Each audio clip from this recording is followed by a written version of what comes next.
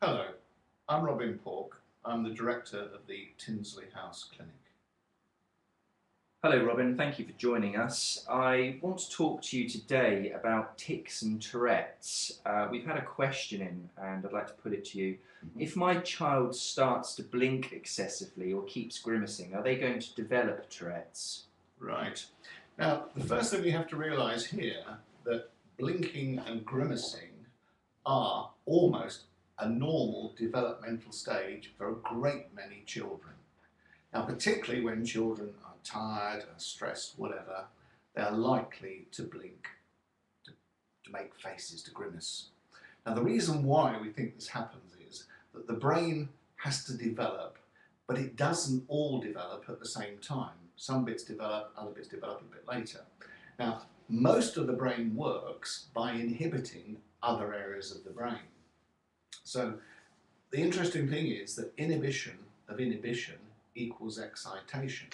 Now, if you've got areas of the brain that should be controlling other areas of the brain and they're not working as they should do, then what will happen is that area of the brain potentially can escape. It can react when it's not meant to, when it's not told to. Now, what we think is happening here is there's a particular part of the brain that causes our facial expressions. Now, we have two types of facial expression. We have what are called non-mimetic and mimetic facial expressions. Now, the mark of a good actor is that he can swap from one to the other. So therefore, if the amateur gets in front of the camera and they try to smile, it looks false. Whereas if you tell someone a joke and they find it funny, then their facial expression will be real. Now, that area of the brain sometimes malfunctions, it escapes, it sends messages to the facial muscles, and then you get the grimacing taking place, or indeed excessive blinking. Now, that same area of the brain is also involved in vocalization, in making sounds, and it's very close to one of the major motor areas of the body. Now, if that area is under function, not working the way it should do, then we're going to get troubles, we're going to get problems. Now, a lot of kids will go through blinking, grimacing, whatever, pass through that phase and pass out of it.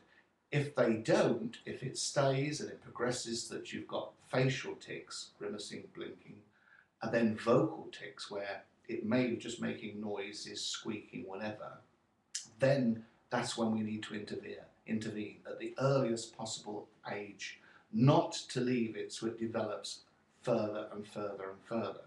What tends to happen once tics become established is that they pass through phases. So you may get a blinking phase, a grimacing phase, a movement phase, a vocal phase. What you don't want is the two coming together, which then becomes Tourette's. So that when you've got motor tics, vocal tics over a prolonged period of time, it's then classed as being Tourette's syndrome. So what we need to do is not panic because the child is blinking and grimacing, reduce levels of stress, make sure that there aren't any things going on in the background that you're unaware of, bullying or anything like that.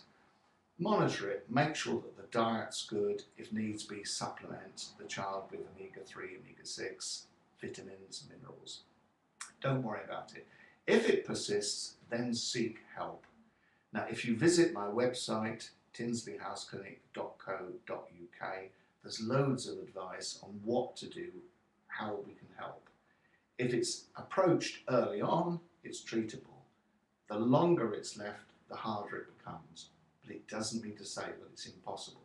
We can still do things to help, providing we can identify the problems, identify the areas of brain that are causing the problem, and then see what we can do to do something about it straight away.